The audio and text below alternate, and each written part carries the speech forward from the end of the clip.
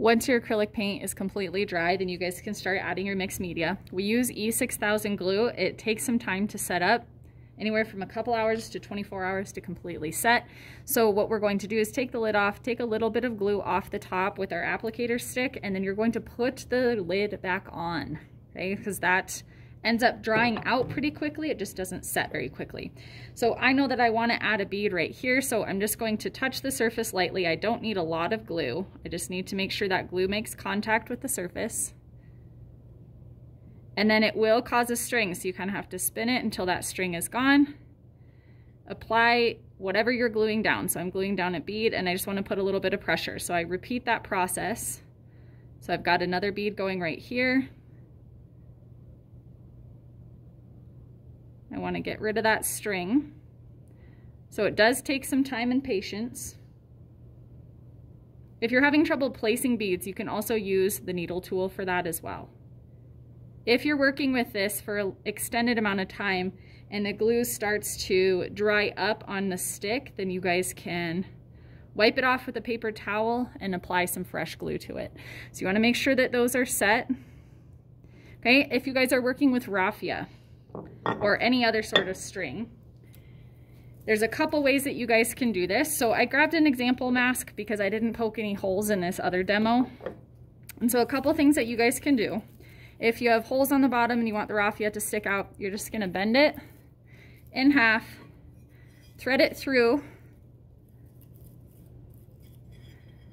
pull it a little bit, tie a knot so it can't go back through the hole. Now when I tug on that, that's not going to come out, but I don't want it to continually move. And so I would just apply glue to that knot so that way that's not going to come out. So that's an option. And that's if you want pieces to hang down, and you can cut them however you wish. Option number 2, we're going to fold it in half again. And we're going to thread it through. You could do front to back, back to front, it's up to you. And then it creates a loop. We're going to take that loop and we're going to push the raffia tail through it.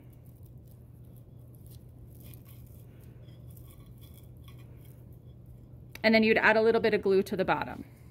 Okay, so there's 2 different options. This one kind of pushes it down a little bit more. This one has more free flowing, and again, you just cut it to whatever length that you want. If you guys are working with hangers, it's kind of the same for the hangers too, because you're going to be tying a knot. Depending on what type of hanger you're using, if I'm looking at this yarn right here, and obviously not all of you guys want to use pink yarn, I do have some leather straps that you guys can use for this. So I have kids that want to have their hanger come out and have the knots on the back side. Some of them want the knots on the front side. Any which way you do this, you just need to thread it through. Okay, if you can't physically thread it through on your own, use a needle tool, use anything you can to push that thread through. Now I have some kids that want to tie it like this, or what you can do is tie multiple knots until it's larger than the hole so it doesn't come back through. And then you can also paint whatever surface you're using.